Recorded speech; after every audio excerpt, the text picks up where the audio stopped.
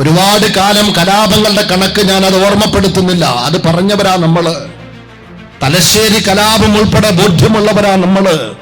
കേരളത്തിൽ അലബിക്കുഞ്ഞു മൗലവി എന്ന വന്യ വയോധികന സംഘപരിവാർ കൊന്ന് നമുക്ക് ബോധ്യമുണ്ട്.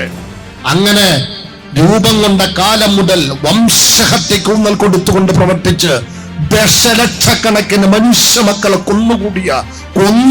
കുഴിച്ചു മൂടിയ ഈ ഭീകര താണ്ഡവത്തിന്റെ ഒരു പ്രവർത്തനം മാത്രം നെഞ്ചിലേറ്റുന്നവർക്ക് ആഭ്യന്തര വകുപ്പ് കയ്യിൽ കിട്ടിയിട്ടുണ്ട്.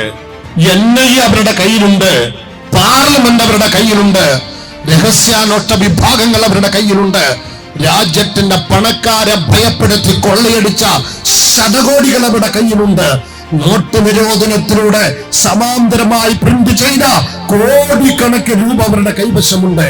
അങ്ങനെ പണം കൊണ്ട്, അധികാരം കൊണ്ട്, സംവിധാനം കൊണ്ട്, പോലീസ് കൊണ്ട്, പട്ടാളം കൊണ്ട് ചൊൽപ്പടിക്ക് നിർത്താൻ മത്സരിച്ചു കൊണ്ടിരിക്കുന്ന തെരഞ്ഞെടുപ്പ് കമ്മീഷൻ ഉൾപ്പെടെയുള്ള സംവിധാനം കൊണ്ട് അങ്ങനെ സർവ്വതും കൈവെള്ളയിൽ അമ്മാനമാടുമ്പോൾ അവർ ഈ രാജ്യത്തെ പരാമർശിക്കപ്പെട്ട ജനവിഭാഗത്തോട് എന്ത് നിലപാട് സ്വീകരിക്കുമെന്ന് നമുക്കൊരു ധാരണയുണ്ടാകണം. അങ്ങനെ എന്ത് നിലപാട് സ്വീകരിച്ചാലും പലരും സോഷ്യൽ മീഡിയയിലൂടെ ചൊല്ലിക്കൊണ്ട് ഇദ്ദേഹം അങ്ങ് ജയിലിൽ പോയിട്ടില്ല, തീഹാറിലേക്ക് പോകുന്നില്ല എന്ന് ഞാൻ ആവർത്തിച്ച് പറയുന്നു.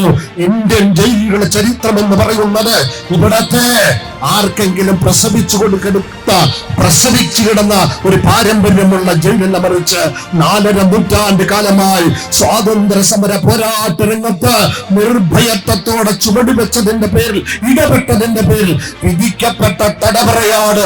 അഥവാ അഭിമാനത്തോടെ പോരാട്ടം നടത്തിയവന്റെ വിശ്രമ കേന്ദ്രമായിരുന്നു ഇന്ത്യൻ തടവറയെന്ന് വിശ്വസിക്കുന്നു.